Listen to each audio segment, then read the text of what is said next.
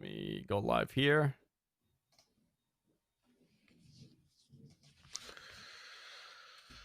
Jeez.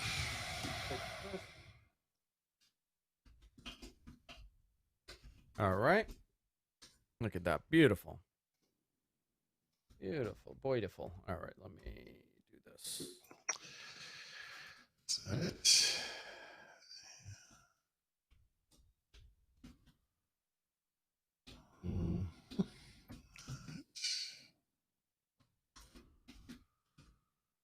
That's it.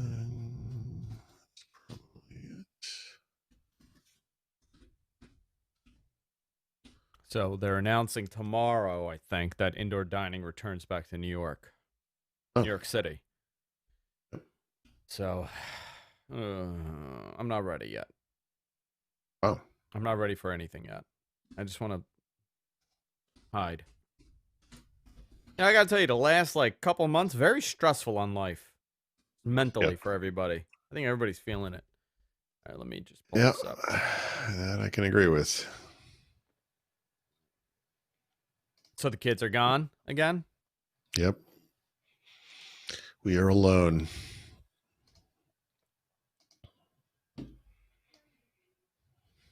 Did they want to go back?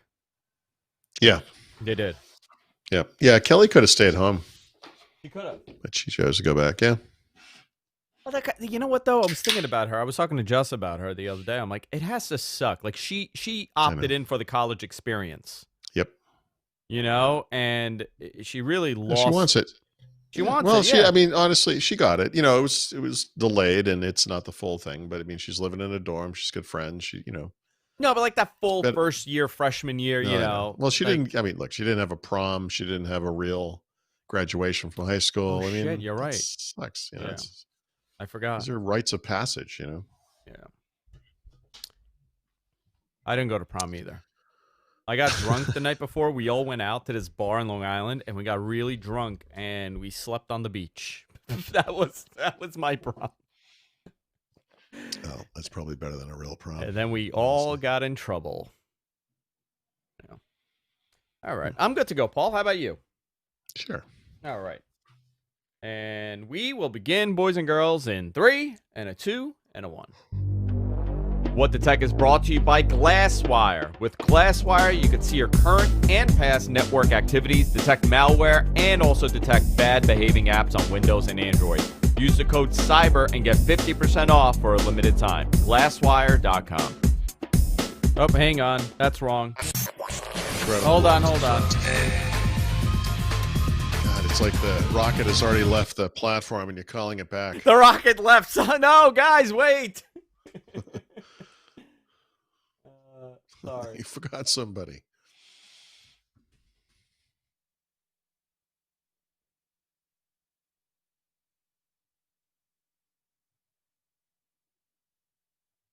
Let me do this. Hold on. Let me message the boss.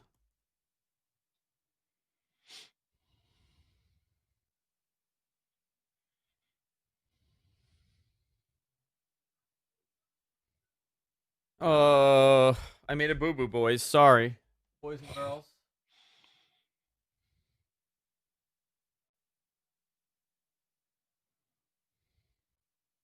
All right. I am, instead, going to just start the show with this. All right?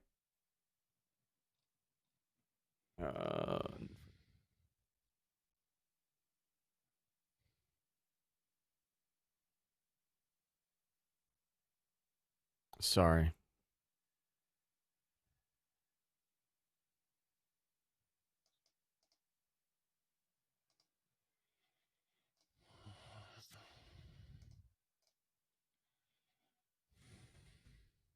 Let me see if something.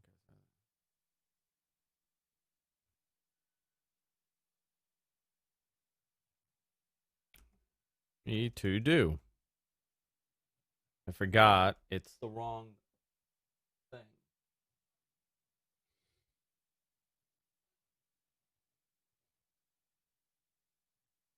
Okay, he's gonna have it for me. Sorry. Sorry, boys and girls. Let me do this. Sorry, Paul. Here's my read.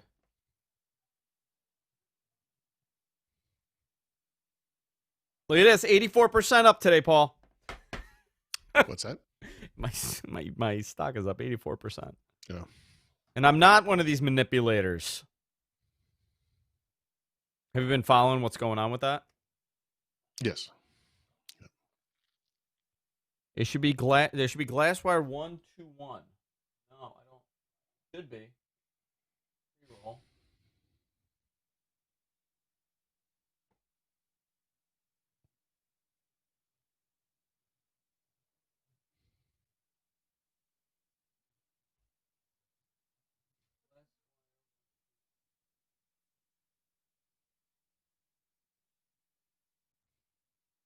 Okay, Suncast has controls.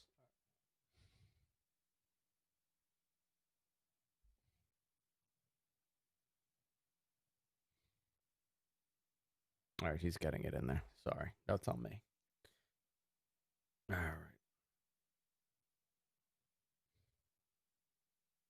Boy Zoigers. Okay. There we go. Beautiful. I knew I recorded it. I gotta cut this hair, Paul. It's ridiculous. Look at this thing. You know, it was supposed to be for a couple months. I said I won't cut it until this whole thing is over. Yeah, Doesn't look like I'm. Time. Yeah, I don't think anything's happening. All right, we'll begin in a 3 and a 2 and a 1. What the Tech is brought to you by Glasswire. Having network issues? Instantly reveal bandwidth hogs, malware, and privacy-violating apps. Then block them. Head on over to glasswire.com to check it out.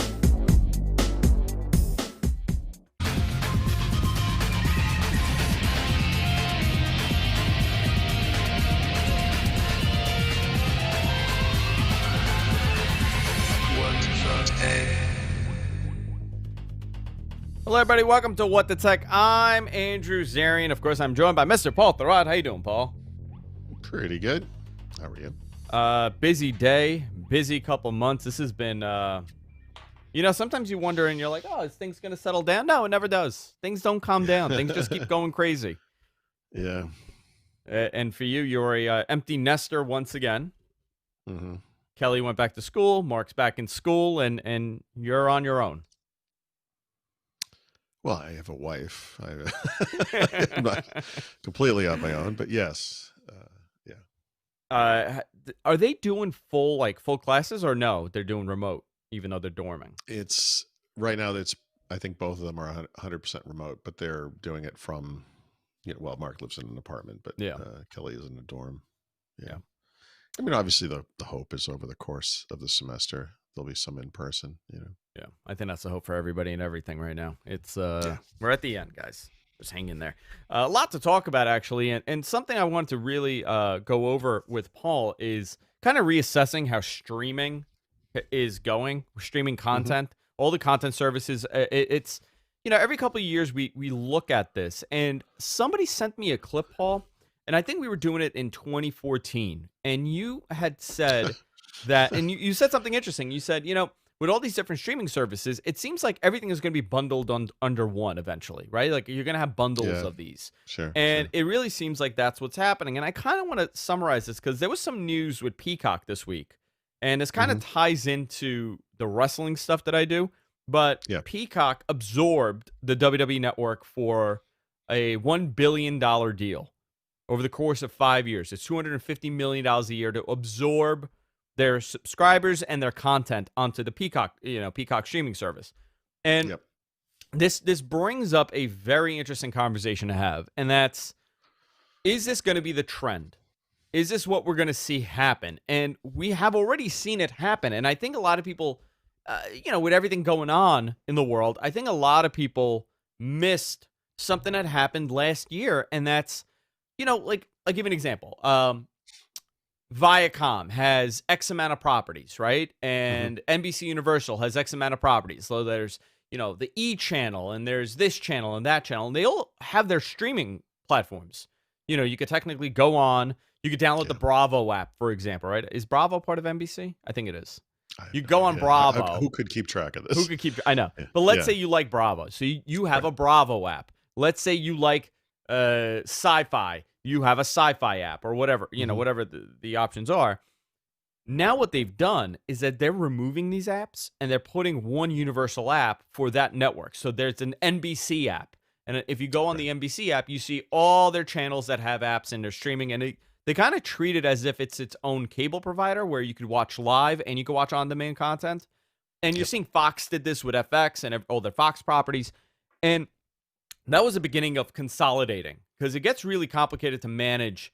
You know, if you have 20 different channels, now you have 20 different apps, and you're Right. double managing, and you're really there's no network crossover, right? Because you're now isolated into a bubble. Yeah. This seems to be the approach now. So what Peacock has done is absorb the WWE network, and I'm bringing this up because this is a good example of what the trend could possibly turn into, and they're just putting it as one of their properties. Do you, and you had mentioned that you see this being, I mean, we're going back to 2014. You kind of alluded that, we're going to, I don't know if you meant bundled like this or bundled like how Hulu and Disney are bundled, but is this the beginning of kind of merging different streaming providers into one service? Because really the 9.99s here and there are kind of adding up. Yeah, for sure. I don't know. I think there's a kind of a proliferation of services now. CBS All Access, Peacock, like you said, that are kind of on the periphery, and a couple of the bigger ones like Disney Plus, obviously gangbusters since it launched over a year ago. HBO Max has gone really well, but all of a sudden, yeah, there's like 50 of them, you know, Yeah.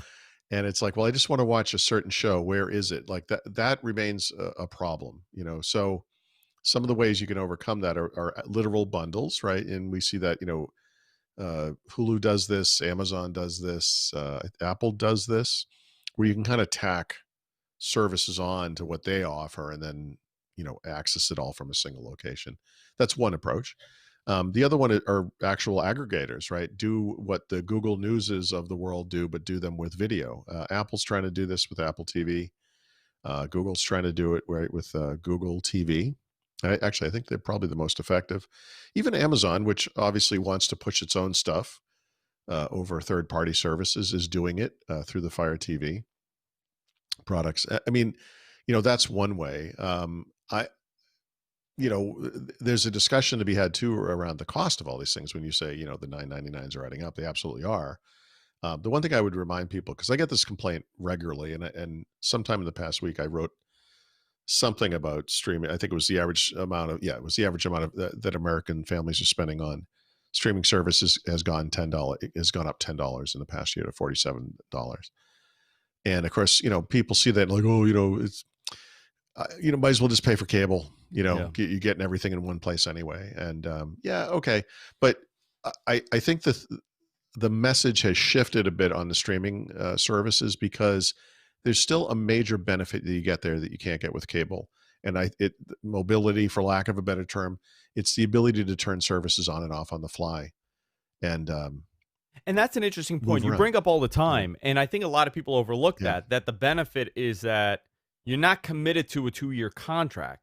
Right. You're not Right. committed to wires being run to your house, Yeah. and that's Look, already been done. I do this not on any kind of planned schedule, but roughly once a year I kind of examine all the things I'm paying for.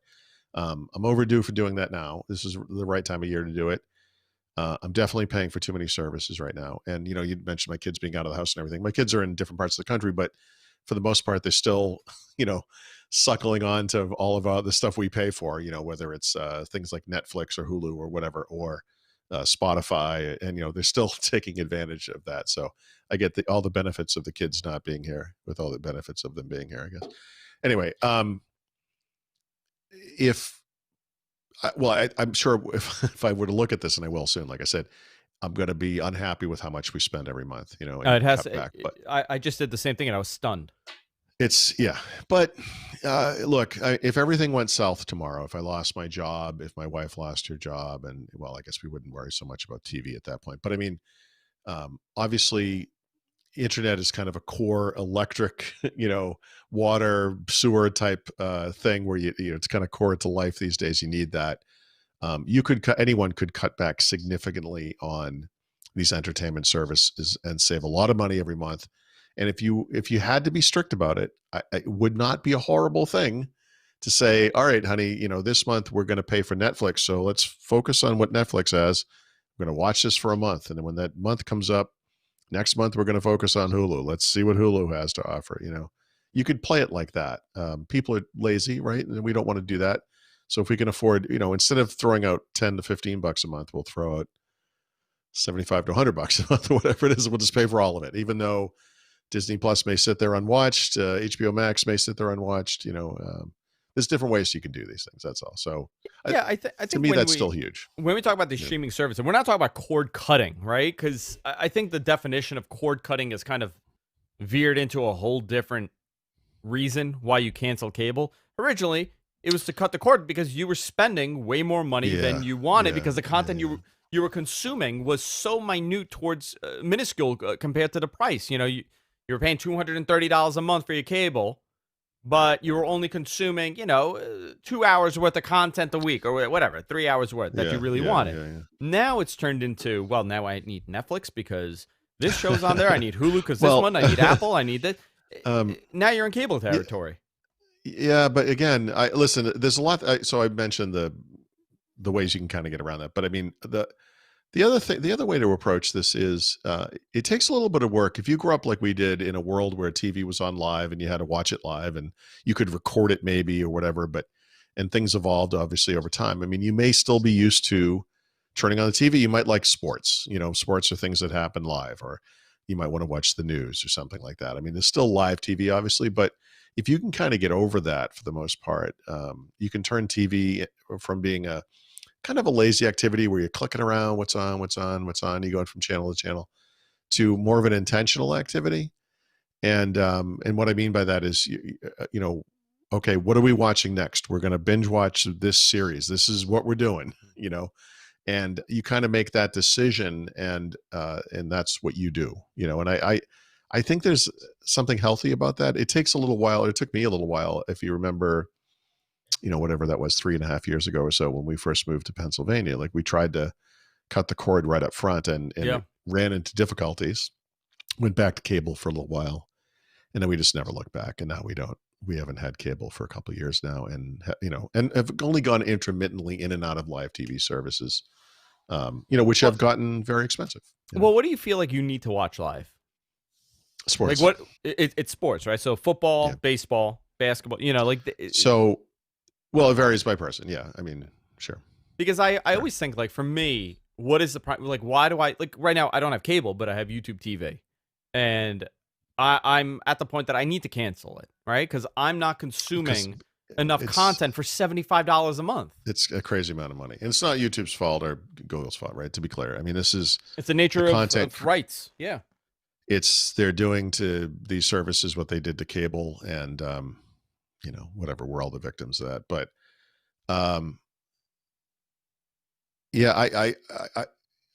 sports are one thing. If you care about sports, you have to deal with sports, and so sports is complicated. Baseball has its own app and service. You can, if you want to watch baseball, that's good. I'm not sure what the NBA does. I just got TV to watch NBA, but NFL sort of has their own app. As it turns out, this is one thing I discovered. Was it NFL or maybe it was baseball? I did this. Maybe it was baseball. I'm sorry. But I remember during it must have been the playoffs of the World Series or whatever, where like these, no, it was when, I'm sorry, I'm mixing things up. Sorry. When basketball came back, basketball doesn't have a central location to watch all the games. There isn't such a thing. So if you look at a game, like a Sunday where there's a couple of 3-4 basketball games on, national basketball games, they're all over the place, and you have to have something that has those things. Like, you could get NBA TV, but you're not going to get all the games. Some of them are on, I don't know exactly, NBC, TNT, CBS, whatever the channels are.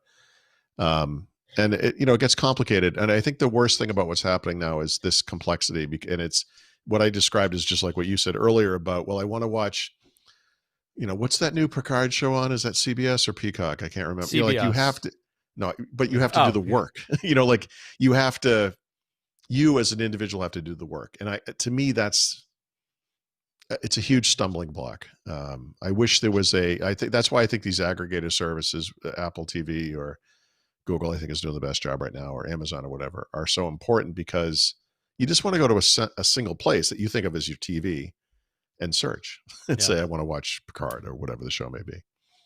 Who And, cares where it is? see, and that's part of the problem, right? And now we have, well, CBS is now what? Paramount? They changed the name to Paramount, right? Paramount Plus. Dude, I don't. Yeah, CBS All Access now Paramount became Plus. Paramount It's like Plus. we stream Friday the 13th movies and something else. Listen. I understand why everybody's doing it, but now, like I think it's a major story that a network like WWE that had 1.5 million U.S. subscribers, that was one of the first ones to say, you know what, we're going to have our own network like that at $9 a month. I mean, we're not bad. 1.5 million subscribers when you have about 2.5 million people that watch weekly to your regular TV. But now what they've done, and it's kind of smart, right? Instead of having only 1.5 million people that can watch a pay-per-view potentially, now they have 33 million people because Peacock has 33 million subscribers.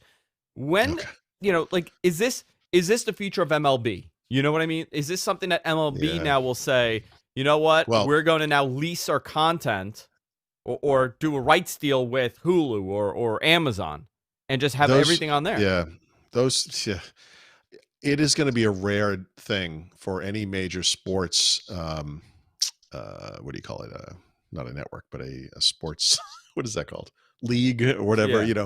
That they would be on one thing, right? Because it is obviously so much more lucrative if you're the NBA, rights. The NFL does this, to give rights away in different ways in different places. The NFL invented a Sunday night football game so that they could license it to some network and exclusively, right? When the Monday night moved or whatever.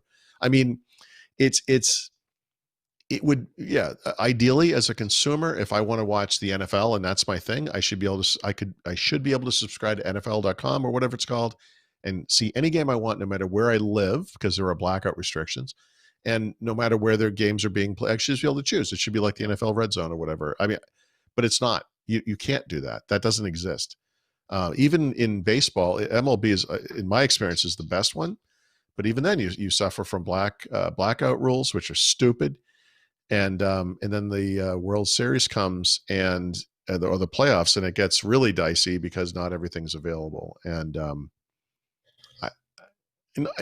I should say the other thing I hate about it is they only show the game. And I know that sounds like a silly thing to say, but when there's a baseball game and it's in Boston, and maybe we really care about the Red Sox, even though we don't live there anymore, it would be really neat to see some of the stuff that happens right before the game.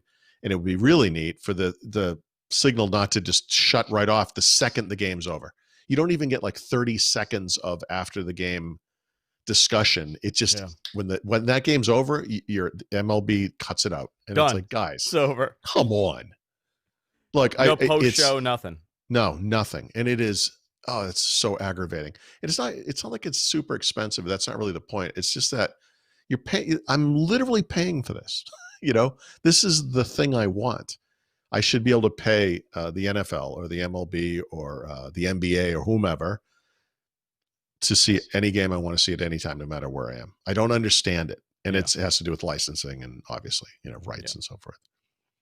Horrible. So I find it very interesting. I'm curious because I think this year we're going to see a lot of changes to the way that these streaming, I guess, services are being bundled or not bundled, because it's more than you think, because then you have the music services, right? Mm-hmm. Then you have all the other subscription services that you pay monthly for.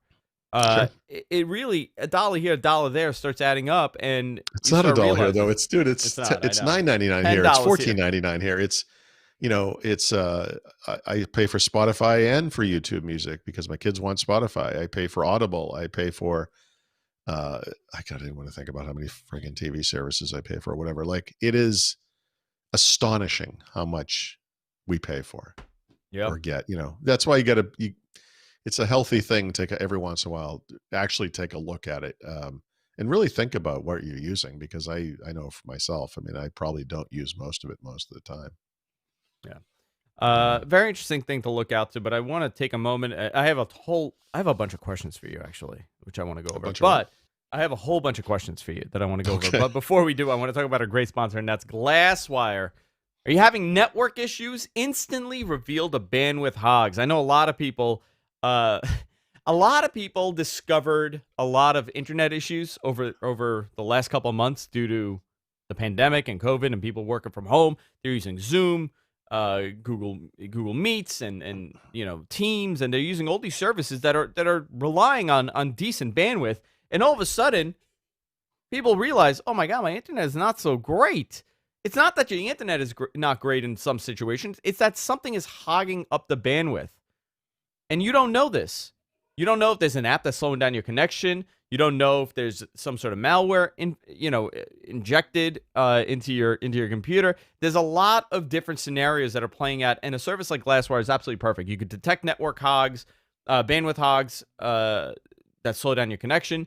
You can see the apps that are phoning home without your permission, instantly know if there's a new device within your network, which is always interesting to see what's pinging. I got a frantic phone call. A friend of mine installed this, right? Because he heard us talk about it, Paul.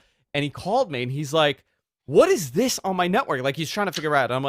He's like, I got like 5 of them and they're on the network. He's freaking out. And I'm like, what is it? He's like, it's using the 2.4 gigahertz. It's not so I knew it wasn't a computer. And I looked at it. I go, did you just buy smart lights? He's like, I got a whole bunch for Christmas. Why? I'm like, those are your smart lights. He's like, why would it be? Why? I don't understand. Why is it showing up? I'm like, because it's connected on the network. It's doing it. This app is telling you. He's like, oh my God, I had no idea. So these are things that you don't know sometimes. And this could affect your network bandwidth, depending on what the device is. And a lot of people don't even know it's connected. It's pinging. It's also a great piece of software. The software is a great piece of software. So I highly recommend it. You could check out detect suspicious network activity. And it'll check for spy, if you have spyware, malware. But also, here's the great thing, right? You could check it out. Go to glasswire.com. Whether it's malware, bandwidth hogs, or privacy violating apps, they could be blocked. And Glasswire will help you do that. Glasswire.com. I want to thank them for supporting the show. I thought it was hysterical, Paul. He was freaking out. He was like, what is this? What is this? YEELIGHT. I'm like, those are lights. Did somebody buy you lights? He's like, yeah, I actually got colored lights for my for his office. I'm like, there you go. That's your answer. He thought it was some sort of crazy thing happening on his computer. Talk about crazy things in the middle of a global pandemic. Apple posts a record quarter. Today, Apple reported, actually, this is not today. This is yesterday. Last night, yeah. But last night, Apple reported that it had a net income of $28.76 billion on revenues of $111 billion, what the firm calls an all-time record high. This is unbelievable. I mean, it's not unbelievable, but it kind of is, considering... No, it is unbelievable. I don't even understand how this is possible. Well, here's a couple scenarios, right? I mean, we're going under the impression that, people have been a little bit more conservative with their spending. Yeah.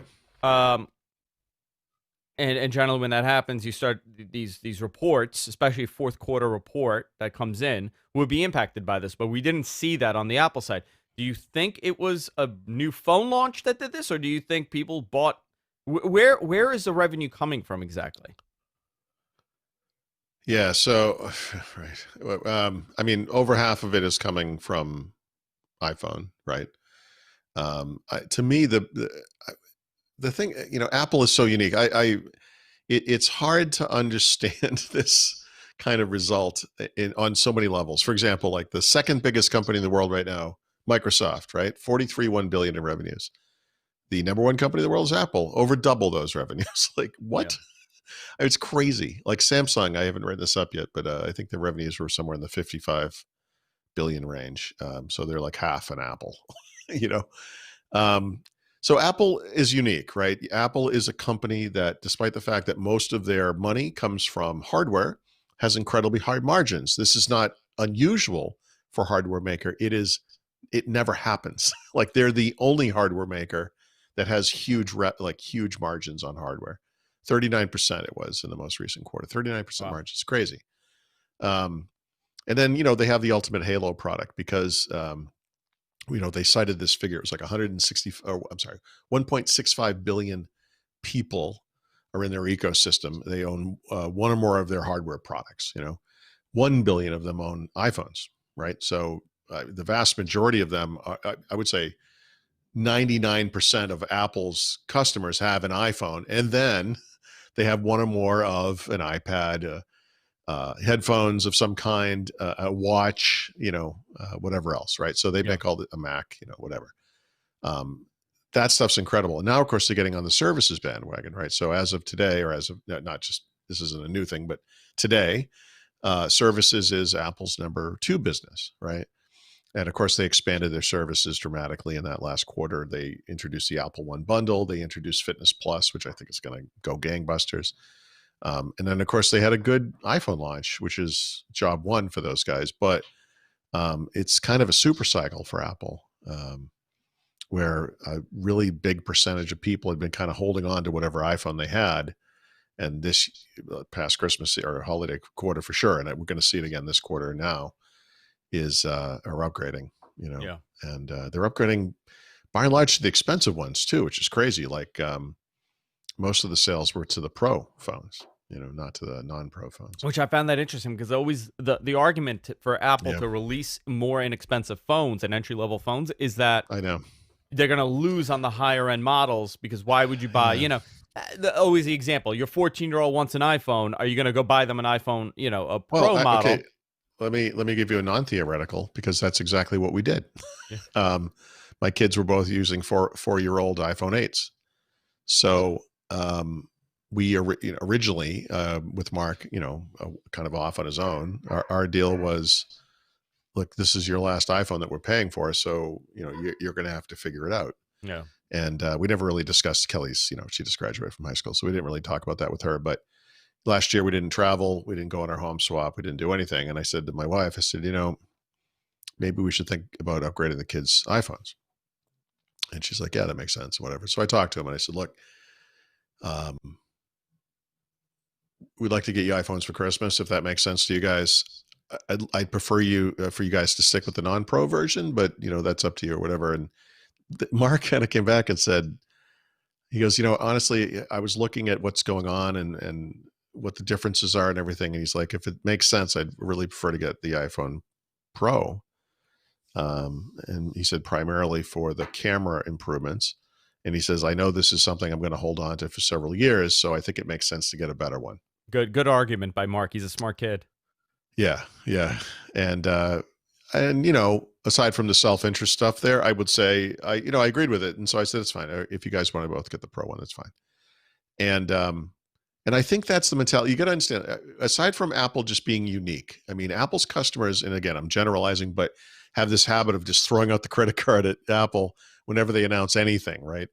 And so they have that rare user base that's like either, I don't want to, I want to say they're rich anymore because it's so many people, but it's like they're rich or they just act like they're rich. Like they just like they'll buy anything, But if you want to look at it more pragmatically too, I mean, for those people who were holding on to their iPhones, maybe they were spending money in intervening years in other Apple products or services or whatever.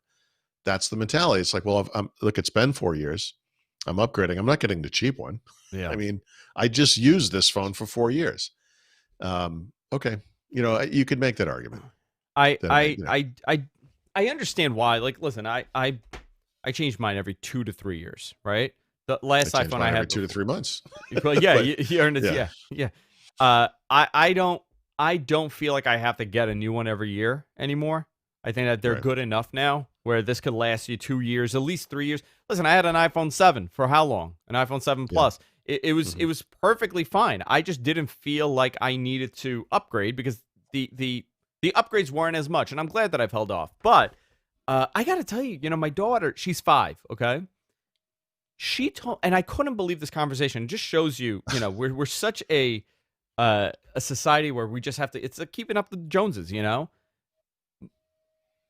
She came to me and said one of the girls in the class was making fun of another kid in the class and said, "Your mommy doesn't have an iPhone." Oh boy, these are 5-year-olds. Okay, yeah, it's not okay. And my kid didn't understand. Like, we don't raise our kids like that, so my kids have no clue, no concept of that kind of stuff, right? But I couldn't, and I didn't say anything. I'm like, I don't know, maybe she was making a joke. I don't want to go into like a whole detail about, disparaging remarks about people that use Android phone, but apparently that's a thing, right? And that's a huge thing Yeah. amongst middle school kids, high school kids, and I find it so bizarre. And really, it just shows you we're in the middle of a global pandemic, but yet you have a premium company, a premium brand, Yep. providing you with blockbuster quarterly results in a terrible I know. time. I know. It's we're not in the global recession that we thought. We're in a different type of recession, and the other Yeah. shoe has yet to drop. And I keep saying this when it comes to the financial markets and everything else, but it's Yeah. Right. astonishing to me that they posted these earnings. It just doesn't make any sense. I mean, it just doesn't make any sense. But I, yeah, I don't know. I don't know what to say. And this is not a commentary on Apple. I mean, Apple makes incredible products, really high quality. I think, generally speaking, even though I may have whatever opinions about this, that, or the other thing when it comes to Apple, but I mean, if the argument is like, look, I want to buy something high quality because I know it's going to last. I like these guys because of their privacy stance or whatever. Okay, fine. And I'm going to use the thing for several years. So whatever, it's a little more expensive than this other thing, but, or maybe it isn't, in many cases, because honestly, when you look at, the entry level Macs and the phones, I mean, these things aren't really any more expensive than competing products. And so you make that decision and that's fine. I mean, that's one way to go for sure.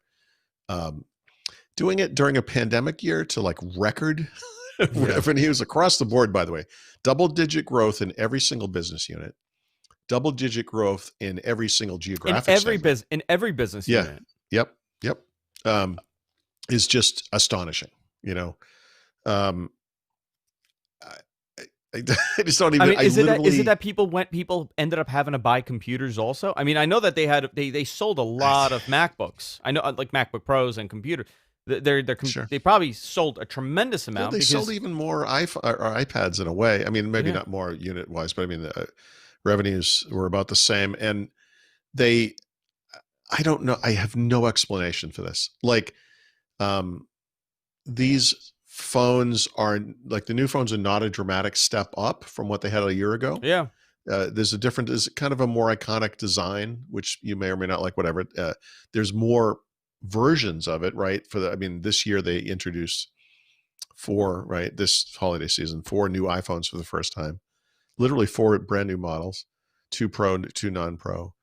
I mean, there's a new Apple Watch. There is every year. The new services, like I said, wearables, You have Apple five Watch different primarily. options. 5 different phones with multiple options.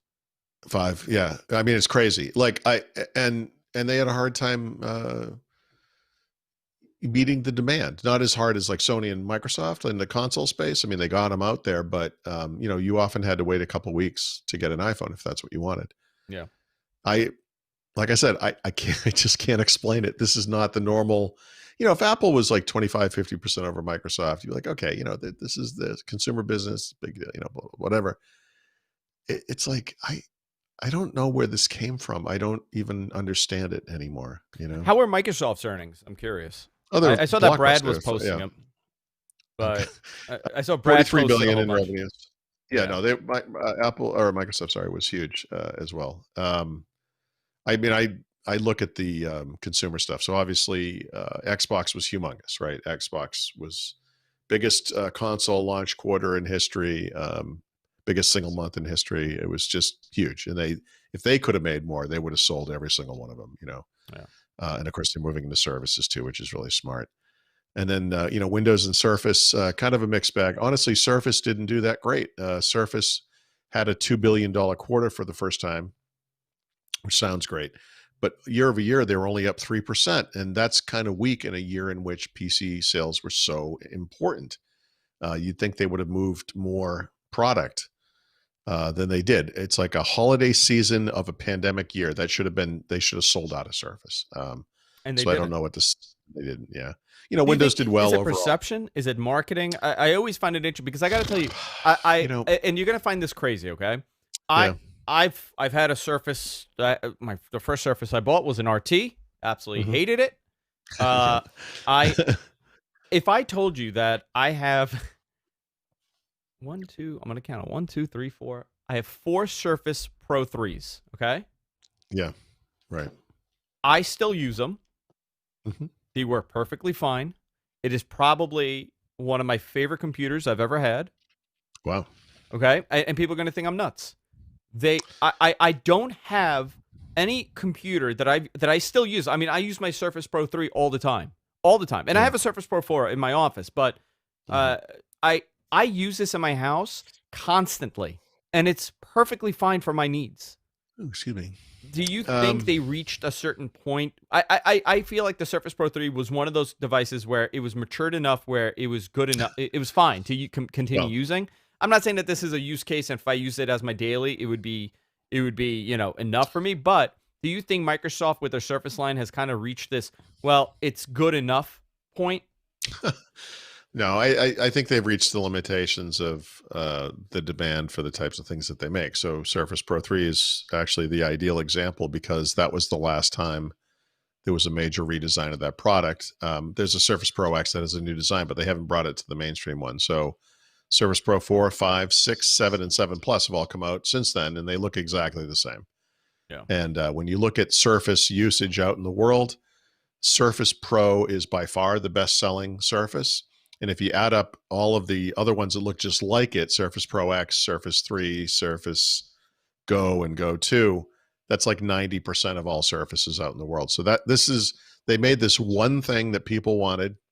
And I think they pretty much sold as many as they can. And I think, Surface, I mean, to their credit, they've tried to expand into other product types and they desperately want to make new form factors for some reason, but they have not been successful at that. Yeah. So, I mean, I think the simplest way to say it is they're just not making the right mix of products for the marketplace. Like the Mac, the Mac by itself has kind of a minority market share in the PC market, right? So it's like less than 8%. But that business is between 4 and 5 times the size of Surface, So, I mean, Surface doesn't even make the chart. It's like a boutique hobby, Yeah. It's a completely different kind of business. Since you brought up the Mac, I kind of wanted to ask you. I was a big proponent for non-touch displays. Okay. Yep. For many, I think you were kind of on that early on. Mhm. I never felt that it was necessary. I don't want to touch my display. I thought it's silly. Listen, this is one of those moments for me, right? Maybe Yeah. I'm old. Maybe this was the cutoff for me that I've Right. hit the age where I don't really care for the new stuff. But I didn't Mhm. really need it. I was like, I don't get it because I'm using Windows a lot more for some stuff. I I, Right. I don't understand how the Mac doesn't have touchscreen. I know. So, I think it's bonkers. I think it's actually yeah, it's it's worse than you're even saying because Apple, of course, sells all these touch devices. They know and they know the how interface. important touch Yeah. is better than anybody. Yeah. Yeah. So this is what I say now to people because I still run into people like, I don't understand. I don't want touch. I don't need it. I'm never going to use it. And it's like, okay, does the presence of touch capabilities in the display hurt you in any way? Does it? Because if it doesn't, just don't worry about it.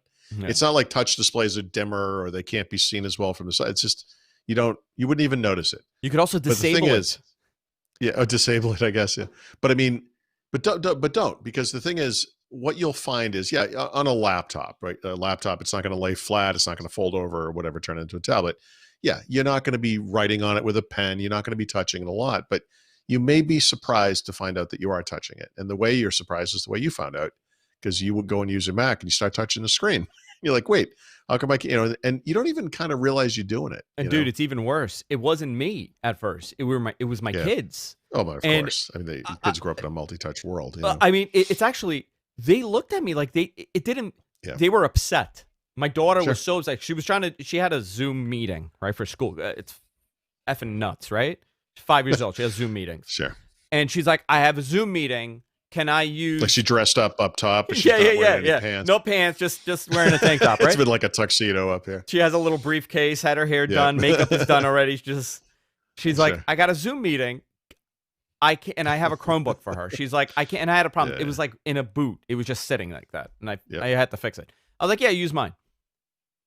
She goes, and she knows she could click on the app. She knows how to do it. It's actually mind blowing. Yeah.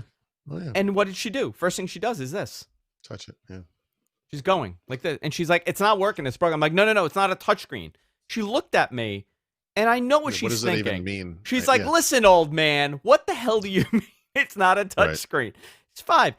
And I'm just seeing I'm like, no, listen, it's a Mac. It doesn't have touch screen. She goes, Mac sucks. And just walked away. I You know what I did? I brought the Surface Apple's out. excuses for this are just they make no sense. I think They now that never they're make in that sense. point, right? Because that generation now is hitting the point that they're going to now have Well, some sort of they buying, are. I not buying power, but buying influence. Yeah, And it's gonna. I'm not saying it's gonna be make or break for them, right? Because they're a blockbuster company. But when the sure. perception is that the product is not hip to some extent, Right, right. then it becomes a problem. Because again, Apple, the whole thing was perception, and I always talk about this. And somebody wrote back to me. He works for a major marketing firm, and he goes, "I don't hear a lot of tech shows talk about the perception of how you market a product." And one of the best things that I could bring up is Windows 8. The perception of Windows 8 was far worse than the actual interface. And I hated the Windows 8 interface early on, right? 8.1 they got it right, Yeah. but the perception was that it was not good. And See, when I would that use. happens, you're doomed. Yeah, it sucks. Yeah, Windows Vista suffered from this problem. Windows Me Well, suffered from this Windows problem. Vista got it right by what? SP8? Well, it was only one SP, but I it know, was but Windows 7 was where they got it right. Um, but yeah. Anyway, sure. So I don't know what this. I don't know. I mean, the Mac is obviously doing fairly well. There's a lot of excitement around it now because of the M1 stuff. But that's the thing, you can run iPad and iPhone apps on this thing now, right? So I've just started experimenting with that, on what and on it's the on the on on the on the Mac? on the MacBook Pro, yeah, and it's it's not that great of an experience, honestly. What apps are you running? I'm curious. Yeah, 'Cause I so I want just to. ran a few up front just to see what it was like. So one of the Okay. first, because the way they present it, if you go into the Mac App Store, actually, I'm not 100% sure how it must be apps I downloaded or paid for on an iPhone or an iPad, and then they're shown in reverse chronological order. So the newest ones are first, I guess. Oh, let me see. So Let me do this. I'm looking at the front of the top. It's like you can't alphabetize it. It's just whatever order it's in. So I'm like, okay, this is kind of weird. So I looked at for like the first couple of screens worth, and it was like, okay, HBO Max. I'm like, okay, that's a good one. Like, what might that look like? And that particular app, they all have problems. The truth is, they all have problems. So they display in an aspect ratio and in a size on the screen that matches the device on which it would normally be running. So HBO Max looks like an iPad screen, but you can't stretch it out. You can't make it bigger. When you play movies, actually they look good, but you can make them full screen, but they don't. It just doesn't work right with the Mac screen. It's just not the same. It just doesn't fit in the screen. And then one of the other ones that sticks out in my mind is I went down to the beginning and I started scrolling up from the bottom, and it goes back to like I think it's 2009 or something. So what did you And you went down to your account on the Mac, and then it's all the in the apps that Mac you've App Store, downloaded. yeah. Okay. If you So go to the Mac App Store and you go to your account, you can see what you've already purchased and okay. downloaded. I'm there right now. And okay, so there's two views. There's a Mac, and then I think it says iPad and iPhone or something. Oh, I don't And see so that. I went all the way down to the beginning. It might only be on the M1 Max. I'm not really sure, but Oh, it's possible it's on the M1 Mac. yeah. So I tried to run what's it called? It's the little Qbert looking guy that jumps up and down, and you jump up. It's like an old game that was really popular like 10 years ago. What's it called? I know what you're talking about. Can't think of it. It kills me. Anyway, so it appears on screen as a tiny iPhone screen, right? And you can't resize it, which is goofy, but it's like really tiny. And I'm like, okay, well, how would this work? Like, I can't touch the screen. I'm like, if I tap the trackpad, will it jump or something? I couldn't figure it out. Like, I couldn't get it to work. And you'll actually, one of the things you see as you go through the list of your purchases or downloads, it will say something like name of app or game. And then it will, if it's actually been optimized for the Mac in some way, it will just say designed for iPad. Okay. But if it isn't, it will say, and I'm getting this, I'm doing this off the top of my head, so these words might be not exactly right, but it will say something like designed for iPad, not optimized. And not Flappy Birds. What the hell is that thing called? It's Jumpman with the rocket? No, damn it. No, it's fucking so stupid. I'm sorry, it's bugging me. I can't think of it. Anyway, it doesn't matter. But That game I don't remember, but probably wasn't optimized, right? So I don't know how you would. I'm not sure exactly how you would even play it. So I've just started looking at these things, but it's it's just not a great experience. So clearly, look, even if this thing supported touch, let's say the MacBook Pro supported touch, right? Solved all of our problems supposedly. You're still not going to be able to play this thing on a MacBook Pro. What are you going to do? Hit the screen like this? That would get tiring, right? So, and I'm sure that's their kind of argument. But I mean, I think for iPad apps in particular, because you want to use like productivity apps, but whatever mobile apps running on a Mac, yeah, you want to have touch. You want to have better form factors too, right? You want to be able to use this thing like a tablet, and I just don't see them going down that. Because if you could fold the thing in half and tap the screen like it was a tablet, that would work great. But then they're never going to do that, right? I don't think so. Yeah, I don't think so. I do find it interesting how they've laid the interface. Windows just couldn't get that right. They couldn't do an app store. Right. They had every opportunity. Somebody brought this up to me. I was talking. I don't think it was IS. I was just talking to IS too. But Microsoft had that idea in Vista, right? To have an app store. Which an app store? Didn't they have an app store early on? Didn't they have the concept where you could go to like the app store and you could download? Was it in Vista? I don't think so. I can't remember what it was. I mean, app stores aren't. It's not like Apple invented this. Like we had app stores on mobile. I mean, we have app-like stores. Like the Chrome OS web store, they probably call it, like where you get extensions and stuff, is sort of the same thing. I mean, I just felt like they could have avoided a lot of issues for people if they had an organized store, but it said like the top 10 apps for Windows, Skype, Office, Excel, and then whatever else bullshit, right. That they had. You're right. So this is one thing that Microsoft got right on the Mac that they never got right on Windows, and this is the shame of it. You should be able to go to the Microsoft Store on Windows 10, search for Microsoft Word, and get it. Find Microsoft Word, download it, install it, and use it. And if you have a Microsoft 365 subscription, then it gives you all the full power of the app. But they don't do that, right? So Microsoft, at some point in the past, I'd have to get, I just off the top of my head, I don't remember exactly, but let's say 2013, 2016, certainly. But at some point, they redesigned the Office installer from Office 365, now called Microsoft 365, so that it only installs all of it. You have to get all of it. You can't just install an app.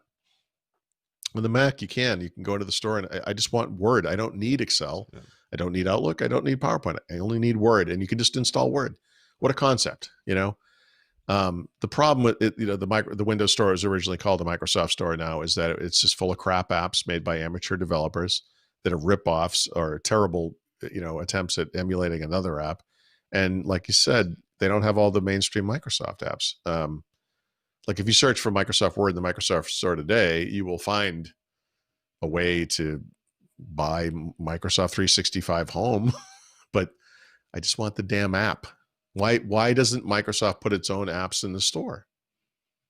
I don't know. It's very strange. Very strange. I found a recommendation on Thurrott.com I want to talk about before we wrap it up. So somebody recommended, somebody asked on your forum, actually, on your message board, what's a good application or what's a good way to download YouTube videos? Did you see that post on there? Yeah, it's funny that came up. The reason that's there is because that post is actually from like a year ago or something. Yeah, it is. Yeah. And what happens is someone posted like a spam comment to it, and it blew up. I deleted. Okay. Well, it puts it back at the top of the queue. Yeah. So when someone comments on a post in the forum, it goes to the top. I got to tell you, it's back. Thank God for that spammer. Whoever he was, I welcome him. I know that it's probably a nuisance for you, but he actually saved me a lot of hassle. So because now there are new responses to this, right? There's tons of new responses, and that's the amazing thing. So I don't think this is necessary for most people, right? So what I do for the wrestling stuff is that I will rip like a moment in wrestling from that day, and I'll find the video on YouTube, and I use that for Instagram. for social Okay. media. So I'll post like, today Paul Thurrott became world heavyweight champion in 1968. Okay, Right. you were a young child then. It Sure. was a fluke finish. You grabbed Bruno Sammartino's tights and then you just pinned him and that was it. So Okay. I have, but there was an application. It was a Chrome extension. It was called Downloader. What was it? YouTube video video downloader. video video download helper. Okay, that was the name. Okay. Yep. And it's against their terms of service, so they pulled it. Of course they did, right? So you had to use it in Firefox, and the Firefox one is really crappy. It doesn't pick up. It picks up weird formats. So it's essentially a broken application. It doesn't work right. There's tons of other extensions you could do, but a lot of them, I'm not going to say most, but a lot of them have malware. They're not good applications. And I've gotten hit with this because, and listen, and I'm smartened up a little bit. I pretty much know, like, don't download certain applications. This thing had a 4-star review in the Google, the App Store for the extensions for Chrome. I'm like, okay, I'm going to download this.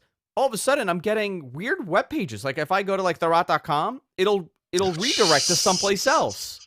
Yep. And Classic. So I'm like, F this. I'm like, you know what? I don't need to do it this way. And I did it a very convoluted way where I'm screen grabbing, whatever. On Thurrott.com, first thing I see, some guy goes, Alton, I think his name was, goes, 4K downloader. It works for many popular services. I'm like, you know what? Let me see what this is. It's an actual application for Windows and Mac. And the thing works great. Now, you got to pay for it. Whatever. It's a paid service, but I think they have like let me open this app. Don't move it. Sorry, I screwed this up. Which is the one that you chose? 4K video downloader. It's a standalone application. It's not an extension. So what you do, it's so simple. You can subscribe to it. So if you could activate it, let me see, get a license. I think it's like $15 for personal use, $45 for pro use. And I think that includes 7 simultaneous downloads instead of 3. Who cares? I'm not downloading 7 things. $15. Sure. And you could use this app. Now, by the way, not an advertiser, nothing like that, right? I was stunned to see this because just yesterday I'm thinking to myself, I need to figure out a way to do this that's a little bit easier because it's a pain in the ass to grab these videos in a high quality format. Well, there you go. Standalone app. Just grabs it, rips it, done. And HD, whatever. It does up to, I think, whatever the HD version is. But generally, I'm not doing over 720p anyway. But I thought it was really funny that I was literally thinking this out loud. And there it is on Thurrott.com. Yeah. Yeah, I have I don't know, I think it's just called YouTube video downloader or something. It's that I've been using for years. But depending on how you get it, like, you can get like malware with it. Yeah, a lot of like, them. And I'm stunned. How are they not able to try? I mean, I think know. they eventually get it. And I think the trick is that these companies put out like a legitimate, whatever it is, I'm sure it's whatever the software is. They put it out legitimately. They let it get popular for like a year. And then all of a sudden they put something in it. They slide in a little. They slide in. A little payload. And you know what you do? You may see somebody wrote like, oh, this is malware, but it has 4 stars with thousands of reviews. Or it's one of those things like during setup, if you click the wrong things, you'll get other stuff installed. And I don't know. Yeah. Paul, anyway, I have a Mac. I have a Mac. They don't do that on Macs. Sorry. What is this? Kazaa? I'm downloading Kazaa. I have an M1 Mac. Nothing runs on it. Not even malware. Not even malware. It's so well protected. You can't even run but out. I'll tell you, when they do figure out how to get malware on there, it's going to be wicked fast. What do you think? I haven't asked you what your thoughts are of it. I think it's great. I like. I mean, the current crop of machines is just the same hardware from before, obviously, and I think that stuff's going to evolve over time. But I've only had the MacBook Pro going for, I don't know, 4 or 5 days now. But it's a nice machine. It's quiet, and the battery life is astonishing. Yeah, it's good. I'm using this monstrosity, the beast. Yeah, the 16-inch MacBook Pro right now. Sure. It doubles as like a Dish Network receiver. Antenna. I put it on my roof and I just go like this and there you go. Like TV comes right in. Yeah. It's actually way too big. This thing is obscene. We're back into like the 16 inches.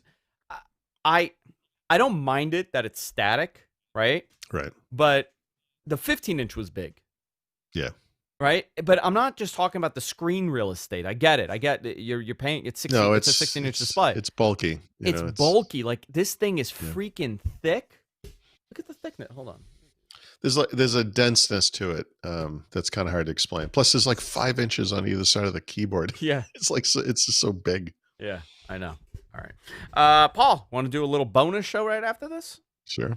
We got a couple minutes. Guys, if you enjoy the show, sorry, the last couple weeks have been nuts. I'm going to tell you, life has taken a crazy, all good stuff. Nothing bad, nothing terrible, but it's been a hectic, hectic 2020, and the holiday season was just terrible, and I got bummed out. Nothing bad. I just got bummed out with everything.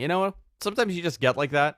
But we're back. We're doing the show. We'll be back next week. But if you enjoy the show, go ahead and support us. Patreon.com/whatthetech. You can go there, fund us as little as $1 per episode. It really helps us out, keeps the show going.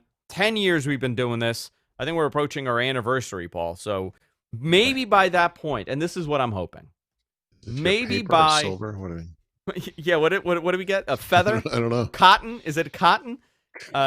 Whatever. Whenever this pandemic is over, I am planning to do a super show. Paul and I have never done a show together in person. That has never happened. It's kind of weird. And that is so weird. And that is so bizarre to me that I've been doing the show longer with you than anybody else. And we've never done the show in person. And I think it's because we actually like to hang out. We see each other all the time normally. We do. I mean, we haven't this past year. But I think it's because we like to hang out, and we don't want to stop it because we see each other once every couple months, so we want to enjoy the time. Yeah. I think what I want to do, and maybe we could do this at Rattle in the other Rattle, right? Because the other one's closed. Assuming it's open. I don't even know. Assuming that they come back, which I hope. Yeah. I would like to do like a super show. Me, you, Mary Jo, and Brad. Wow. And we could do like a live thing. Live and in living color. I want to do that. I want to plan that for New York. this year. It's whatever the hell this is. It's What the Tech. Yeah, it's live from New York. I want to do that this year. I feel like we never did it, and I think this is a great opportunity once everything settles. Obviously, when everything is fine. I don't want to rush it. I'm not saying May. I'm not saying June. When things are fine, let's plan something fun and let's do something fun. I have that goal for this year. For all things Paul, go to Thurrott.com. If you want tips like the one I got from Paul, head on over to Thurrott.com. Their forum was very helpful. That spammer. Thank you to that spammer for that wonderful bump of that thread. Head on over to Thurrott.com. You can sign up for Thurrott Premium. Get access to all these exclusive blogs that Paul does and Brad does. You guys do an unbelievable job over there. And that's it, guys. You can follow me on Twitter, of course. Andrew Zarin. You can follow Paul at Thurrott. And we'll see you all next time. Take care. All right, let's do a bonus show. Do you like my shirt? Yeah. Do you know what it is? It's got to be related to some wrestling thing. It is. It is the old Monday Night Raw logo. I have a. Am I the only person that's still into wrestling like this? I have to be, right? It's not a thing. My brother used to be into it. Used to be into this, but of course, this was like literally the 1980s, possibly the early 1990s. Yeah, when he grew out of it. I got to see Hulk Hogan live one time, and I have to say, at the Boston Garden, it was pretty impressive. He is what a remarkable character. Yeah. I mean, he's a living cartoon. Right. Did you ever watch any of it like when you were younger? No. Nothing. Nope. So you weren't going to see Bruno Sammartino at the... No. All right. Let's begin. Sorry. We'll begin in 3, 2, and 1. Hey, everybody, welcome to... Oh, did I hit record? No, I did not. There we go.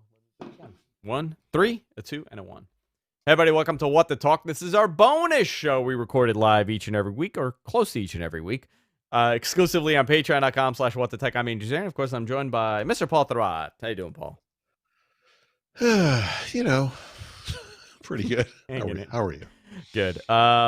We were talking about, we hadn't done a show in a couple of weeks, but just craziness of 2020 and everything else that's going on. And God, I got so bummed out. I got hit hard. Like 3 people I know passed away, which one of them, obviously, Chris Tobin. And that really bummed me out. And then I had all these other, like one of my friend's fathers got hit by a car, like in front of the house. And I was Right. like, "What the hell's going on?" I'm like, You know what? I just needed like a couple of weeks to kind of get back into Yep. normal mentally." Just Yep. New year. I'm very hopeful this year. Do you are you planning on traveling as soon as you feel like okay things are back? Yeah. I mean, we're going to travel this year. I mean, there's no doubt about it. Um, I just don't know what form it's going to take. Um, but we want to do some semi-local travel. We'll come to New York. There's no doubt we're coming to New York. There are places in like Kentucky and North Carolina, and that I want to be. I want to go to DC again this year. Yeah. And I'd like to go if it makes sense. I would go to a place like Puerto Rico. Kind of a cool thing just to get Ah, away from a little while. I love old San Juan. Yeah, but I mean, beyond that, and none of that is in. I mean, it's not even. We just talked about it.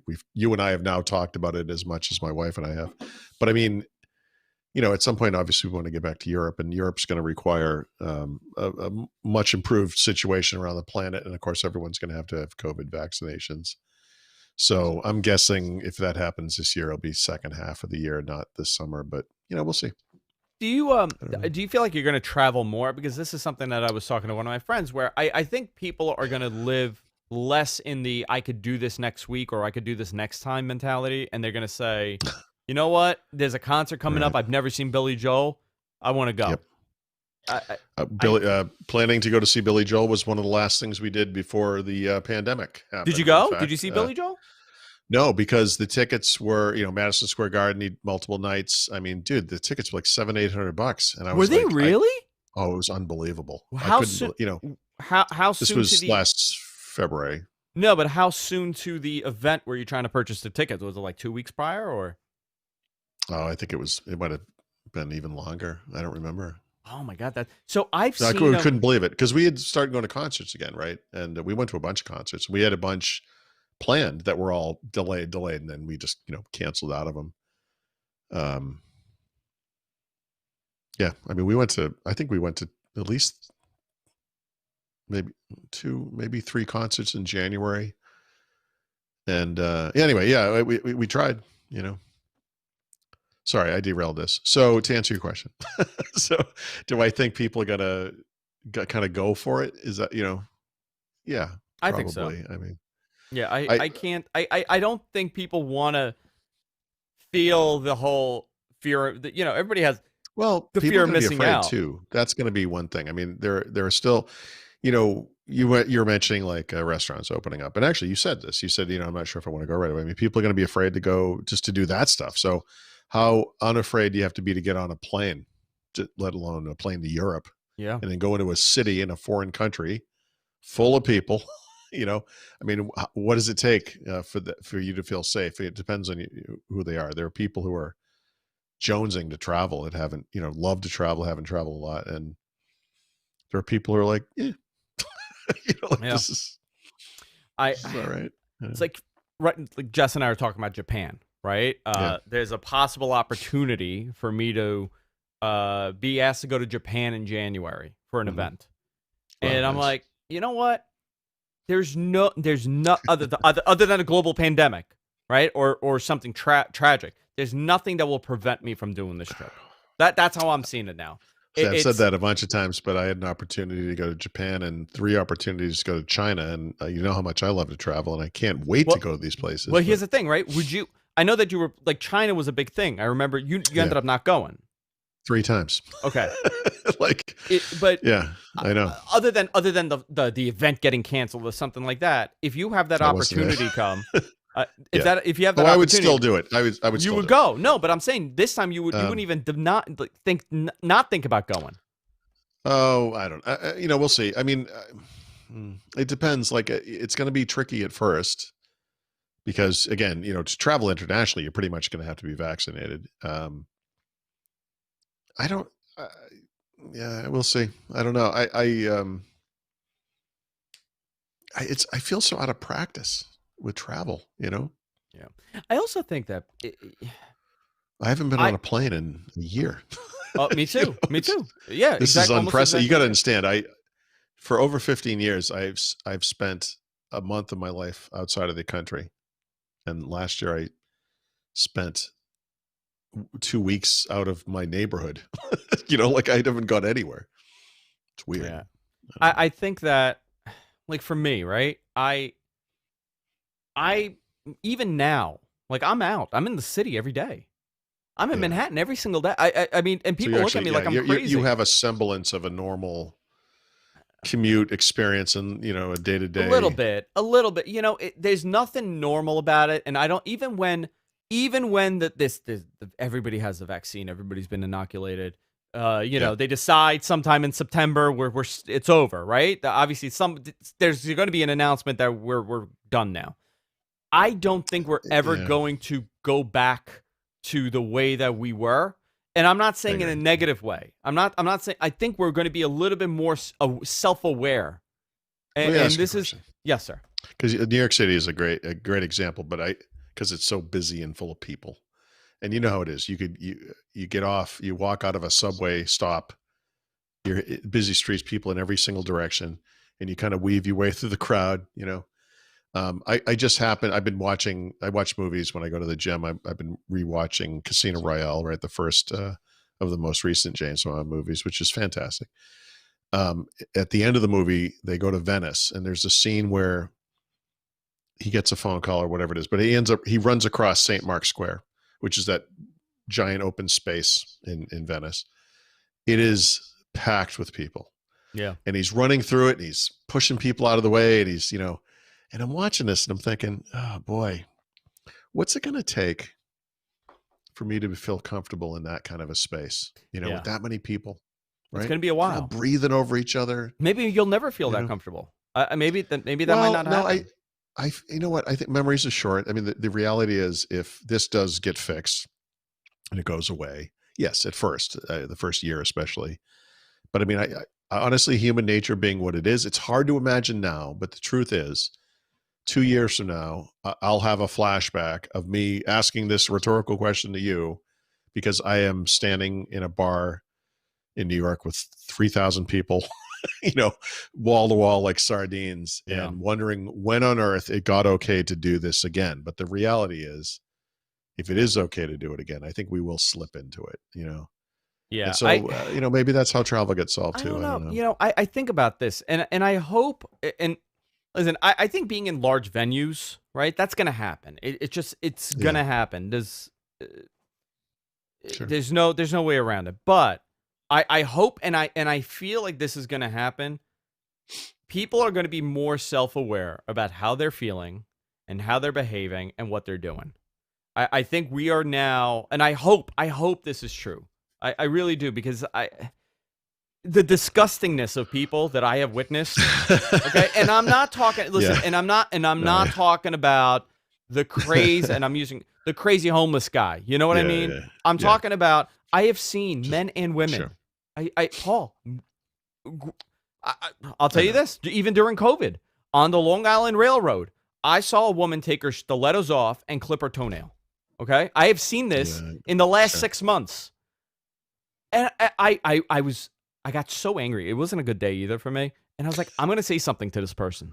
I'm gonna do it, and I didn't want to be that person of being this crazy guy screaming at her, but I was like, you know what? First of all, that takes balls. you know, Uh, in the middle for of the sure. pandemic, this is what you're doing. But I think our mindset is shifting, and also we're actually cleaning the subways in New York. Yeah. Yeah. Yeah. Yeah. Things are a little Yeah, bit more there's right. cleaner. Yeah, there'll definitely be positive impacts. I mean, I think there's going to be some segment of the population that will always wear masks when they're out in public, and this will just become acceptable. It already is, right? I mean, we we did I think we talked about this, or maybe not, but we did like a private dinner over the holidays at our favorite restaurant when um, because the restaurants were closed in December because of the pandemic. So we did a thing where we were the only people in the restaurant, and they were doing curbside pickup, so no one ever came in, but they were still open, so we could do this thing, and it was whatever, it was neat. And we finished up, and we got up, and everyone put their masks on, and the owner Jen was like, "What are you guys? What are you doing?" And it's like, "What do you mean?" They're like, "You don't have to put your mask on. It's just everyone working there was wearing a mask." Yeah.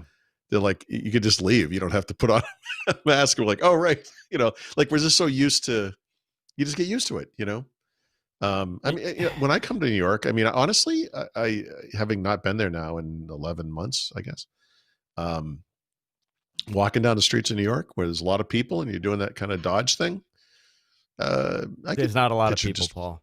Those okay, but guys are gone. eventually there will Yeah. be. I could picture wearing a mask, You know where I can see myself wearing, and you know how I feel about the masks. flying I a hate it. I bus, hate a it. train.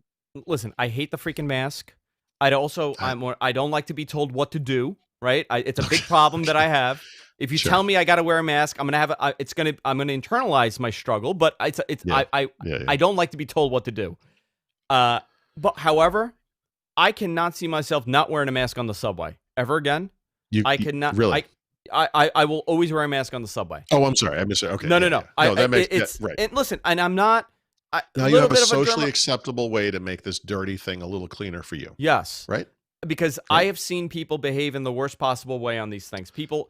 The Yeah, only thing I cannot see myself doing again eh, is just how the commutes used to be.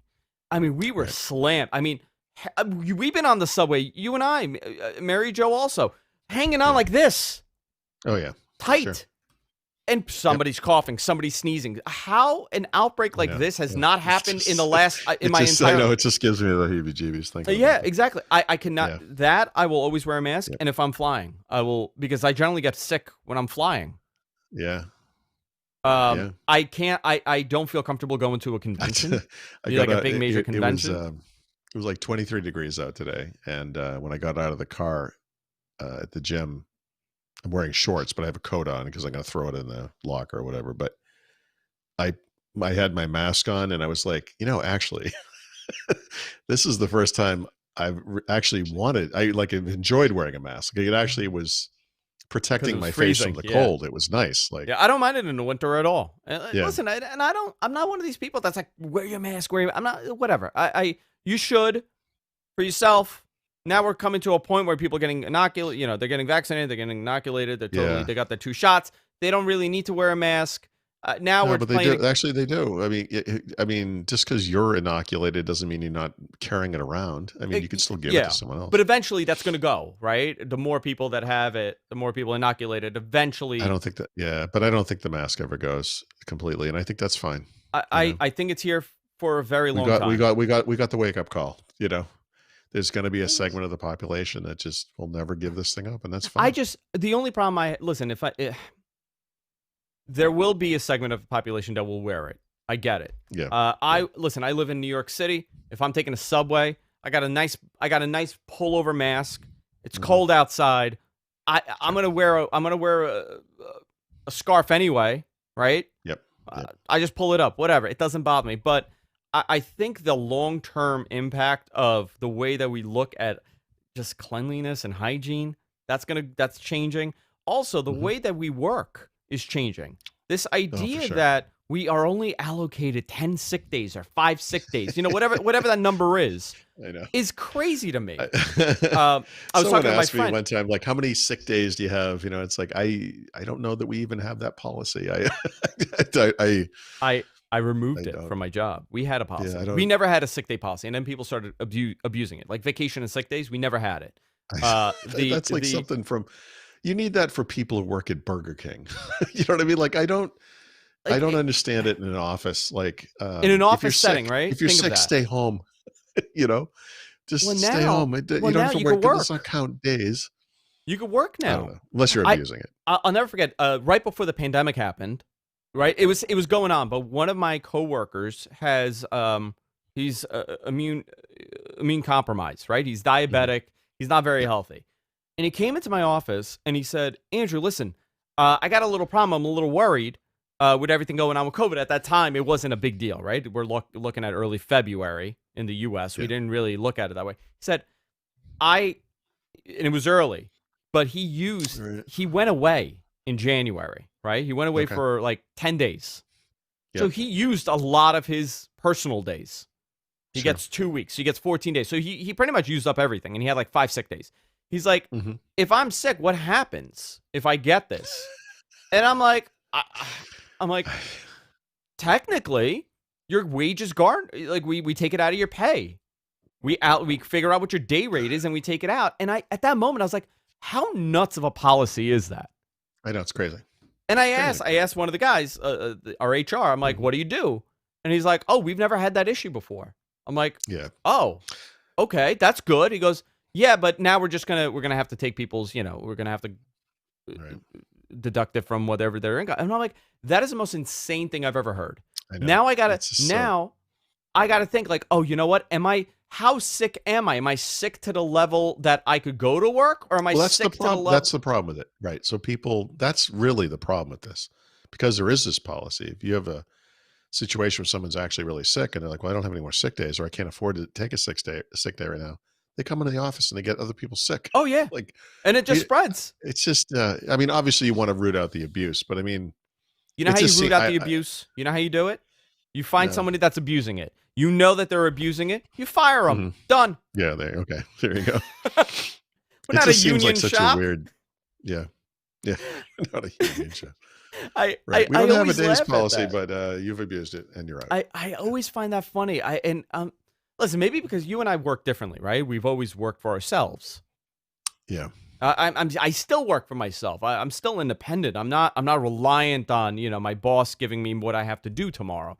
But sure. The concept of I don't feel good, but how, like 1 to 10, how much do I not feel? If I have to contemplate if I don't feel good enough not to go to work, then I shouldn't be at work. Yeah. Yep. Then I'm not doing anybody any help. You know what's a better situation for me to sit in my bed with my laptop, take a couple aspirins, and just try to get as much done. Right. Especially if you have a job that you can do that kind of thing at, right? So, rather than going into an office and getting everyone sick, I mean, if you can get a little bit of work done at home, Listen, and I'm talking about work. I'm talking about offices, right, Paul? That's not. We're not talking about the one security guard that needs to be there. Oh no, there are those jobs exist. I mean, for sure, of course, yeah. But I mean, if you don't have to do that, then just don't. You don't even have to feel sick. I mean, I think this is going to be the big nice change from this. Is these flexible hour situations, or you go in 2 days and stay home 3 days, or whatever it is, or it's variable depending on the week. I mean, I think this is going to be, for those jobs that can do that kind of thing. I think the eventual outcome will be positive. No one's going to look back on 2020 and wish we could go through that again, but some good stuff will come out of it. Yeah. It is what it is, Paul. All right, let's wrap it up. My kids are coming home, and I promised my kids. My kids found my old. I'll talk about this one day, but I used to compete nationally in like Taekwondo tournaments. Okay. And they found my black belt. Oh, nice. Okay. And they're like, what is this? And I'm like, I explained it, and Jess made the mistake. It's like, oh, Daddy was like a ninja. And now they want to see me in this outfit, in my gi. So I'm gonna go back to 1988, and this is the Old Valley tournament all over again. Okay. So we're also watching Cobra Kai. So they're like very into, my daughter's like into this now. So I'm going to surprise her. I'm going to put on the gi and the belt. Yeah, when she comes home. And I got the little ninja bun anyway, so perfect. Sure. There you go. Perfect. All right, guys. That's it for this week. See you later. Oh, all right. That was nice. Nice. That was nice. I feel like just a normal conversation. I cannot wait till you're like, Andrew, what are you doing on Tuesday? I know. Steph and I are in New York. What bar are we going to? We don't have any definitive plans, but we're definitely coming to New York sometime soonish. All right, let me end the stream here. Hang on. Bye, guys. So we'll figure this out. We haven't